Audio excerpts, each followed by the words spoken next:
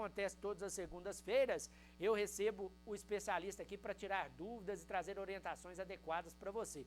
A partir de agora, nosso WhatsApp está liberado, 99326228, 999326228, porque é hora da participação do escritório de advocacia Barbosa Oliveira. Quem está aqui é o doutor André. Vem para cá, André. Bom dia, seja bem-vindo, viu? Prazer imenso estar aqui mais um dia com vocês. Prazer é meu recebê-lo aqui para a gente trazer sempre dicas e orientações para todo mundo. A partir de agora, nosso WhatsApp está liberado, 99326228, 99326228. E hoje, né, a gente sempre separa um tema aqui para abrir a participação, e hoje o tema é extremamente importante, né? Auxílio maternidade, né? Salário maternidade. Aproveitando que ontem foi o Dia das Mães, né, então a gente hoje veio falar sobre o salário maternidade. Né, e você deu um abraço na sua mãe, ô Flaviano? Um abraço forte na mamãe, na vovó, né? Tem a vovó de 92 anos, estava lá na casa da mãe também. Dia das Mães, o almoço na casa da mãe de lei. É especial, de lei, né? Eu estava lá com elas ontem, um abraço especial para todas elas, hein? Certo. Você também abraçou a sua? Eu não voltei para minha terrinha, não consegui dar um abraço. Mas por uma boa causa, né? Tá, mas hoje a gente vai estar aqui falando para as mães, né? Sobre o salário maternidade, né? E só para a gente aqui não confundir, né? Com licença maternidade. Né? A licença maternidade é aquele período, né, que a pessoa, né, a mãe que acabou de ter a criança, que fica afastada, né, do trabalho, né, pós-parto ali, que precisa, né, ficar esse período afastado. E no caso, o salário maternidade é o benefício pago pelo INSS, né? Então precisa ali no caso, né, estar contribuindo para o INSS, né, para ter direito a esse benefício, assim como também, né, precisa ter a qualidade segurada. E hoje eu vou falar, o Flaviano, né, uma dica muito importante, que a gente teve uma decisão aí recente do STF que veio favorecer muitas mães, né? E vamos explicar aqui primeiramente, né, os requisitos aqui do salário maternidade, quem tem direito, né? O salário maternidade, ele é devido, né, o direito às mães, né, que tiver ali o seu filho, né, o nascimento, o parto, né, do filho, né? E nesse caso, né, ela tem esse direito de ficar afastada, né, recebendo ali uma remuneração do INSS por durante 120 dias, ou seja, 4 meses. Então, o fato gerador ali é o nascimento da criança. Mas é possível também nos casos, né, já dar entrada antes, até 28 dias antes nesse benefício. Né? No caso ali da mãe que precisa já ficar afastada, né, já não consegue mais trabalhar, né, já tem que ficar em repouso. Nesse caso é necessário de uma recomendação médica, né, um atestado médico indicando pelo médico que ela precisa ficar afastada. Mas calma lá, só vai receber após o nascimento da criança.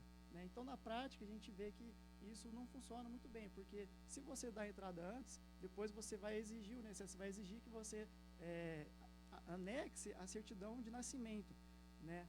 E até anexar essa certidão de nascimento, né, a análise ali para o INSS demora, depois a criança pode nascer e essa análise ainda continua. Então, na prática, é sempre bom aguardar, né, o nascimento da criança. E só lembrando, é importante que tenha a certidão de nascimento, né, para dar entrada. Aquela declaração que é feita, né, expedida pelo hospital não vale, tem que ser a certidão de nascimento expedida pelo cartório. Mas pode acontecer também, né, no caso, que a mãe já não consegue trabalhar, né, anterior a esses 28 dias, né, no caso ali de uma gravidez de alto risco, né, e então nesse caso, né, o que a gente orienta aqui é que ela dê entrada no auxílio doença, né, não é o salário maternidade, né, e nesse auxílio doença que consta ali o atestado médico, informando que a mãe não consegue trabalhar durante esse período e após o nascimento da criança, dá ali a entrada, né, com o salário maternidade. Né? E além disso, o Flaviano, você sabia que o homem também pode receber esse benefício? Não sabia, viu? Isso é uma novidade, né? A justiça hoje permite, né? Sim, o homem também pode ter direito a esse benefício, no caso, não somente é o parto da criança, mas também no caso de adoção, né? Então, no caso, por exemplo, se a adoção foi feita exclusivamente por um homem, né, ele também terá direito a esse benefício. Ou no caso de uma relação homoafetiva, né, também tem direito a esse benefício. Quem mais também tem direito a esse benefício? Se for aborto não criminoso, né, se for também um natimorto, ou seja, a criança nasceu, mas infelizmente ali já veio a óbito, né, vai ter direito a receber durante 4 meses também, né, e no caso também, caso a mãe venha a falecer, né, no parto, aí o pai terá direito ao benefício. Você citou, André, de forma superficial, né, alguns critérios para poder receber, né, o salário maternidade, né? É importante as pessoas ficarem atentas quanto a isso. Esses critérios precisam ser respeitados. Por exemplo, a mãe precisa estar contribuindo com a Previdência Social, são algumas situações nesse sentido, né? Sim, e agora eu vou, né, explicar para vocês essa mudança que a gente teve, né, que veio beneficiar muitas mães, né? O que se exigia antes, né, se exigia uma carência mínima de 10 meses, né, para aquelas mães, no caso, né, asseguradas, que contribuía de forma facultativa, ou seja, dona de casa, ou se não, contribuía como contribuinte individual, no caso ali de autônomas, né, ou no caso assegurado especial, que é a trabalhadora rural. Nesses casos, se exigia uma carência mínima de 10 meses, ou seja, que tenha pelo menos 10 meses, né, de contribuição para o INSS antes do nascimento, né? E do contrário ali, no caso das empregadas, né, das empregadas domésticas, que tinha carteira de trabalho, não se exigia, exigia essa carência, né? Bastava ali comprovado que estava trabalhando. O INSS, o STF entendeu da seguinte forma, né? A gente não pode dar tratamento diferenciado para essas mães, para essas seguradas, né, empregadas domésticas, em relação àquelas que têm o próprio responsabilidade de fazer as contribuições para o INSS, a facultativa, a dona de casa que contribui, né, a autônoma, que se exigia ali 10 meses de carência. Então, o que o INSS decidiu? O STF, no caso, o que o STF decidiu? Que não se exige carência para nenhum caso, né? Então, Flaviano, no caso é o seguinte, basta que você tenha ali a sua qualidade de segurado, né? O que é essa qualidade de segurado? Né? Que você, pelo menos ali, tenha ali contribuído antes para o INSS. Ou se, no caso, você estiver grávida, uma contribuição em dia, né, já você consegue essa qualidade de segurado. Não se exige ali uma quantidade de meses que precisam ser pagos, essa carência, né? Então, essa decisão do STF veio favorecer muitas mães, uma decisão recente do mês passado. Às vezes pode surgir algumas dúvidas, mas, doutor, é o seguinte, meu filho já nasceu, né, e eu não tinha ali, no caso, contribuições, 10 meses ali de carência necessária. Será que essa regra vai valer para mim? Ainda a gente não sabe, tá? Porque o STF ainda vai fazer a modulação dos efeitos dessa decisão. Então, em regra, né, essa decisão só vale a partir do mês que vem, da data de publicação, né, dessa decisão. Agora, se vai valer anteriormente essa decisão, a gente vai ter que aguardar o STF aí fazer a modulação dos efeitos. Informação importante, né? Porque é uma mudança significativa que pode beneficiar muita gente. Tem uma dúvida também, doutor André, você citou 4 meses, né? Tem alguns casos especiais que ela pode ser maior, né? Chegando até 6 meses, por exemplo? Alguns casos pode até se estender, né? Se for constatada ali a necessidade da criança, da mãe no caso, né? Ficar mais tempo em repouso, né? Algumas particularidades, algumas jurisprudencialmente, né? Alguns tribunais entendem que é preciso, né? É direito da mãe receber por mais dias ali, em alguns casos específicos. Como eu disse, né, a partir de agora nosso WhatsApp está liberado para você, 99326228, 99326228, né? O doutor André sempre traz aqui um tema importante como esse que ele falou agora, que é o salário maternidade, né? E também fica disponível para responder a sua dúvida, para trazer para você a orientação e a dica adequada. O WhatsApp é o 99326228, 99326228, é o telefone que você fala direto comigo aqui no estúdio da TV Candidez, para que o doutor André possa responder você. Inclusive eu tenho aqui a pergunta do Ézio Nogueira. Muito obrigado, viu, Ézio, pela participação, muito obrigado pelo carinho, pela audiência. Ele quer saber o seguinte, André, existe aposentadoria por tempo de serviço ainda? No caso, né, o tempo de contribuição, essa modalidade de aposentadoria. Olha, existe sim, né, mas no caso ali sofreram algumas mudanças, né, depois da reforma da Previdência ali em 2019. A gente tem, no caso ali, foram subdivididas em várias regras essa modalidade de aposentadoria por tempo de contribuição. Nós temos ali, no caso, o pedágio 50%, pedágio 100%, a regra de idade, né, progressão da idade, por pontos. Então, cada regra ali tem especificado a forma ali, né, do que se exige dos requisitos ali para cada tipo de aposentadoria. Ou seja, é possível, mas depende da regra de transição, né? E pode ser o caso você tenha o direito a conseguir a regra antiga, antes de 2019. Você já preencheu os requisitos da aposentadoria antes de 2019, né? Você teve ali, no caso, 35 anos de contribuição, que é mais vantajoso pegar. Na maioria dos casos, é mais vantajoso pegar a regra antiga. A gente sempre fala muito aqui sobre planejamento previdenciário, né? E isso é planejamento, né? Avaliar o caminho que é mais interessante, né, André? Sim, é importante, nesses casos, fazer uma análise, um estudo, né, do caso ali em concreto, das particularidades do caso, para ver o melhor benefício. A pergunta mais inteligente não é, no caso aqui, se eu já tenho direito a receber aposentadoria, mas em qual regra, né, qual que vai me beneficiar mais, né? Então, isso exige um estudo, um planejamento. Eu tenho aqui a participação também do João. Muito obrigado, viu, João, pelo carinho, pela audiência. Ele está dizendo que ficou afastado 3 anos, né? Por causa de um acidente. Aí ele tem 10 anos que ele está sem contribuir. Ele tem 62 anos e tem 20 anos de contribuição, né? Trabalhava com carteira assinada, inclusive com uma contribuição um pouco mais alta de 3 salários mínimos. Aí ele está dizendo o seguinte, para se aposentar com mais de um salário mínimo, ele tem que voltar a contribuir, André. No caso ali, o que ele recebia, no caso ali, se ele estava recebendo o auxílio-doença durante esse tempo, vai incidir o salário de contribuição, né, que você estava recebendo durante esse período, né, de auxílio-doença. Mas, nesse caso, é importante, é necessário avaliar se compensa, no caso, contribuir mais, contribuir menos. A mesma resposta que a gente dá aqui, Flaviano. Depende, a gente precisa analisar, ver certinho, no caso, se compensa continuar pagando, se já não precisa mais, né, não vai favorecer muito, ou se contribuir mais ali vai favorecer mais também.